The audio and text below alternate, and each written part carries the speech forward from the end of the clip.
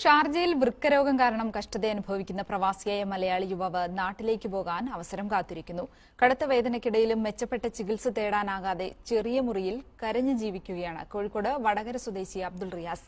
എംബസിയിൽ register ചെയ്ത് നാട്ടിലേക്ക് പോകാൻ അധികൃതരുടെ കനിവ് കാത്തിരിക്കുകയാണ് ഈ പ്രവാസി യുവാവ്. മൂത്രം മര്യാദക്ക് പോകുന്നില്ല,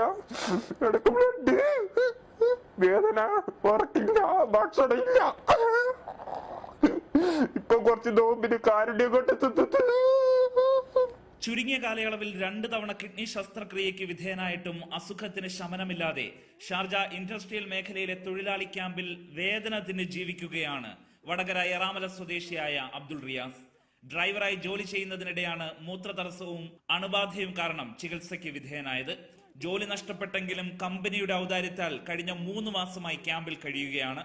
മെച്ചപ്പെട്ട ചികിത്സയ്ക്കായി നാട്ടിലേക്ക് പോകാൻ അവസരം തേടി 4 പ്രാവശ്യം കോൺസുലേറ്റിലേക്ക് മെയിൽ അയച്ചു. പക്ഷേ ഇതുവരെ മറുപടിയില്ല. 3-4 പ്രാവശ്യവും ഞാൻ കോൺസുലേറ്റിൽ മെയിൽ അയച്ചു കൊടുത്തു. എന്റെ ഡീറ്റെയിൽസ് പാവപ്പെട്ട ഒരാളെ കൊണ്ട് നമുക്ക് ആരുമില്ല. അദ്ദേഹത്തിന്റെ ഭാഗത്തുനിന്നും ഞങ്ങളുടെ ഭാഗത്തുനിന്നും കോൺസുലേറ്റിനെയും ഇന്ത്യൻ എംബസിയെയും ഇന്ത്യൻ അധികൃതരെയും ഈ വിവരം ഞങ്ങൾ അറിയിച്ചിട്ടുണ്ട്. അടുത്ത ദിവസം അദ്ദേഹത്തിന് പോകാൻ പറ്റുമെന്നാണ് ഞങ്ങളുടെ പ്രതീക്ഷ. പക്ഷേ ഈ പ്രതീക്ഷക്ക് ഞങ്ങൾക്കൊരു ഉറപ്പൊന്നും എവിടെ നിന്നും കിട്ടിയിട്ടില്ല.